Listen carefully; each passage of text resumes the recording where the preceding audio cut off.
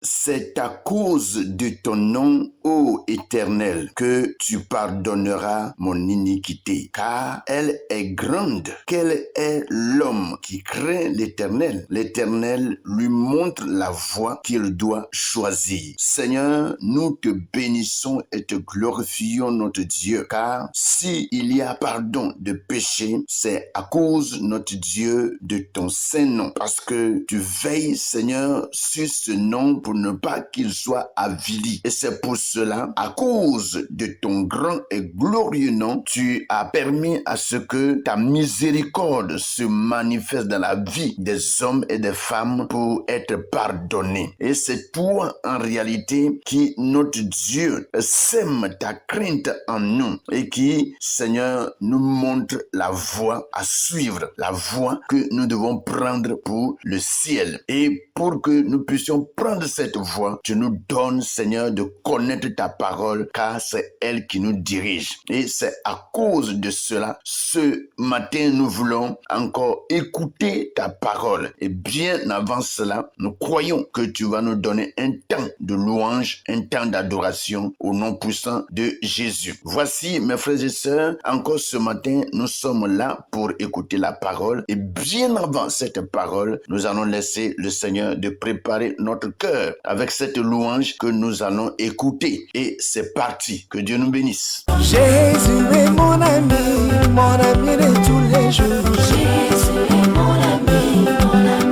tous les jours. Jésus est mon ami de chaque instant. Jésus est mon ami de tous les jours. Oh, Jésus est mon ami de tous les temps. Jésus est mon ami de tous les jours. Jésus est mon ami de tous les jours. Il est mon ami de tous les Jésus temps. est mon yaya de tous les jours. Il est mon ami de tous les Jésus temps. est mon ami de tous les jours. Il est mon ami de tous les temps. Quand les diables m'attaquent, il est là pour me défendre. Quand le diable m'attaque, il est là pour me défendre. Quand les diables m'attaquent, il est là pour me défendre. Quand le diable m'attaque, il est là pour me défendre. Oh Dieu créateur, tu es digne des louanges. Dieu créateur, tu es digne de louange. Oh Dieu créateur, tu es digne des louanges. Dieu créateur, tu es digne de louange. De la pauvreté, il m'amène à la richesse. De la pauvreté, il m'amène à la richesse. De la pauvreté, il m'amène à la richesse. De la pauvreté, il m'amène à la richesse. Oh roi des nations, l'or et l'argent t'appartiennent. Roi des nations, l'or et l'argent t'appartiennent. Oh roi des nations, l'or et l'argent t'appartiennent. Roi des nations, l'or et l'argent t'appartiennent. Oh loué, loué, loué, loué, loué, loué, ah, loué, loué, loué Jésus, loué, loué, loué, loué, loué le roi, loué.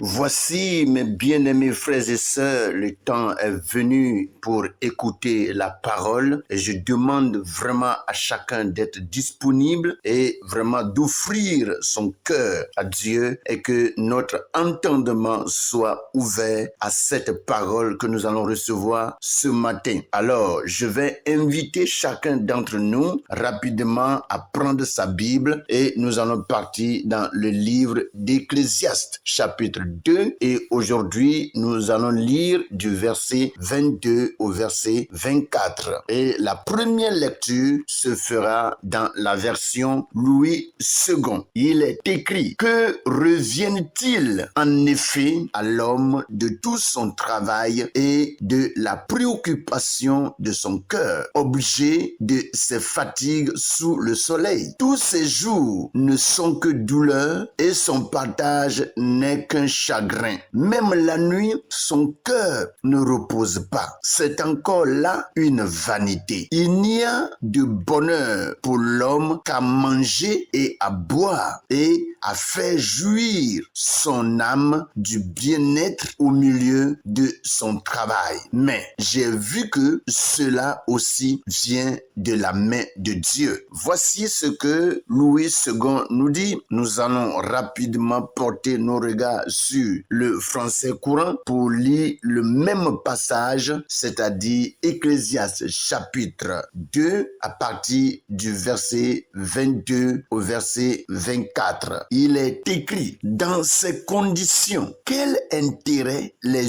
humains ont-ils à se donner de la peine pour réaliser ce qu'ils désirent faire ici-bas? Leur occupation ne leur apporte que soucis et tracas quotidiens. Et même la nuit, leur esprit n'a pas de repos. Encore une fois, c'est de la fumée sans lendemain. Le seul bonheur des humains est de manger, de boire et de jouir des résultats de leur travail. J'ai constaté que c'est Dieu qui leur offre ce bonheur. Voici ce que le français courant nous dit et nous bénissons le Seigneur pour sa parole. Nous allons nous pencher sur ces deux versions ce matin et vraiment méditer la parole que Dieu nous donne. Rapidement, nous retournons à la version Louis II pour commencer notre méditation du jour. Que revient-il en effet à l'homme de tout son travail et de la préoccupation de son cœur, objet de ses fatigues sous le soleil? Donc, Ecclésiaste ici, en fin de compte, se pose cette question et nous pose aussi cette même question. Et si, avec tout ce que nous avons vu un peu plus haut, et je prends par exemple le verset 21 qui nous dit: car tel homme a travaillé avec sagesse et science avec succès, et il laisse le produit de son travail à un homme qui ne s'en est point occupé. C'est encore là une vanité et un grand mal. Donc, Salomon avait qualifié le fait que tout ce qu'il a fait comme travail et qui sera le bénéfice de quelqu'un d'autre qui va le remplacer et qui n'a rien fait du tout et qui va vraiment profiter de tout ce qu'il a fait, Salomon se pose une question. Et il dit: que revient-il en effet à l'homme de tout son travail et de la préoccupation de son cœur, objet de ses fatigues sous le soleil? Qu'est-ce qui revient à l'homme? Qu'est-ce que l'homme en réalité a comme bénéfice, comme intérêt dans tout ce qu'il a fait? Et il voit en réalité que rien n'est pour l'homme. Mes frères et sœurs, lorsqu'en réalité nous pensons à de telles paroles que nous donne Salomon, nous voyons que vivre même sur cette terre, ça n'a pas d'utilité. Ça, c'est pour nous les hommes. Parce que si on voit que tout ce qu'on va faire, tout ce qu'on va réaliser, les efforts qu'on va fournir, les pensées qu'on va mettre en action, tout ce que nous allons établir ici-bas, toutes ces choses n'auront vraiment pas d'utilité pour nous. Et on voit que tout est vanité, tout est poursuite de vent. Vous voyez? Et Salomon vraiment pose la question: à quoi sert toute cette fatigue, la peine que nous avons eue sous le soleil, ici dans ce monde, toute la préoccupation que nous avons eue dans notre cœur pour faire ceci, faire cela, réaliser ceci, réaliser cela? Quel est en réalité notre profit? Quel est notre profit? Vous voyez? Il continue dans le verset 23 et il dit: tous ces jours ne sont que douleur et son partage n'est que chagrin. Même la nuit, son cœur ne repose pas. Vous voyez? Donc, l'homme a tellement travaillé, l'homme a tellement dépensé d'énergie, il n'a même pas le temps de bien dormir. Parce que même sur notre couche, notre esprit travaille. Qu'est-ce que nous allons faire demain? Qu'est-ce que nous allons réaliser? Et une fois que nous avons une pensée et qu'on se réveille, automatiquement, on se prépare pour aller accomplir ce que nous avons dans notre esprit. On se lève, on s'apprête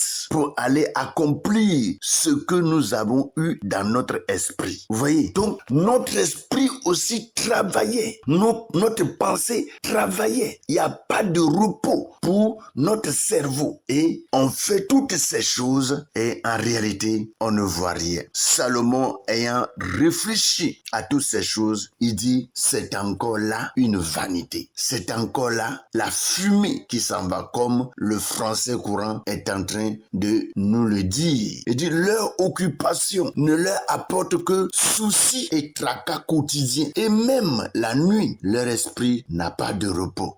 L'homme en réalité souffre sur cette terre, mes frères. Et tout ça parce que nous n'avons pas voulu obéir à la parole de Dieu. Adam et Ève n'ont pas voulu vraiment obéir à la parole. Ils ont écouté le serpent. Et voici ce que l'homme subit aujourd'hui. Avec tout ce que nous pouvons faire sur la terre, nous n'emporterons rien, absolument rien, mes frères. Et on peut se dire, à quoi sert-il de faire toutes ces choses? À quoi sert-il de réaliser ces choses ici-bas? C'est Dieu seul qui a vraiment la réponse. Vous voyez? Et le verset 24 nous dit, il n'y a de bonheur pour l'homme qu'à manger et à boire et à faire jouir son âme du bien-être au milieu de son travail. Mais j'ai vu que cela aussi vient de la main de Dieu. Et quand on regarde toutes ces choses, tout ce que l'homme pouvait faire sur cette terre, c'est ce que le verset 24 nous dit. On dit, ah bon, tout ce que l'homme peut faire, c'est de manger, boire et jouir de son âme, s'amuser comme d'autres personnes le font aujourd'hui, surtout ceux qui ont de l'argent. Tous ceux qui sont riches aujourd'hui, cette affaire de Dieu, ça ne leur regarde pas parce que ils se croient déjà avoir tout ce dont ils ont besoin et ils ne savent pas que un jour ils seront devant le Père, ils seront devant le Créateur où ils vont rendre compte de toute leur vie. Ils ne savent pas. Vous voyez? Et c'est ce qu'en réalité, l'homme riche, l'homme aisé vit sur terre. Pour eux, maintenant, comme ils ont l'argent, il n'y a que de manger, de boire et de jouir, ou soit à faire jouir son âme du bien-être. Vous voyez, à s'amuser, à s'égayer, aller au bord de la mer, prendre le bateau, se promener sur la mer. Voilà, c'est tout ce que ils ont en tête. Cette affaire de Dieu, c'est pas leur problème. Mes frères, ne soyons pas surpris. Ne soyons pas surpris parce que tout ce que la parole de Dieu déclare, c'est des choses qui s'exécutent. Et c'est des choses qui s'exécutent à la lettre. Et il faut que nous fassions beaucoup attention par rapport à la vie que Dieu nous a donnée sur terre et mettre cela en profit pour adorer le Seigneur, le célébrer, lui rendre gloire. Et en faisant ceci, c'est aussi être reconnaissant à Dieu qui nous a donné le souffle de vie. Car c'est par amour qu'il nous a créés. C'est par amour. Il n'y a pas quelqu'un qui a forcé Dieu de venir dans ce monde. Il a fait selon son cœur, selon ses désirs. Et c'est pour cela, c'est lui qui contrôle toutes choses. Est-ce que nous pouvons en réalité lui laisser toute la main libre de nous contrôler et nous diriger? Mes frères, ça sera merveilleux si nous parvenons à le faire. Le français courant nous dit, le seul bonheur des humains est de manger, de boire et de jouir des résultats de leur travail. J'ai constaté que c'est Dieu qui leur offre ce bonheur. Vous voyez, Salomon a constaté que si en réalité l'homme vit ainsi, c'est Dieu lui-même qui lui a offert cela. C'est Dieu. Et Dieu nous offre des choses et nous refusons vraiment de le reconnaître comme Père. N'est-ce pas une ingratitude? Revenons au Père, abandonnons-nous entre ses mains pour que sa grandeur, sa puissance, son autorité soient continuellement manifestes dans notre vie. Soyez bénis Que la grâce, la paix et les bontés de l'Éternel vous soient multipliées. Continuons de méditer, de plonger les regards dans ses paroles et laisser Dieu nous instruire. Au nom de Jésus. Amen.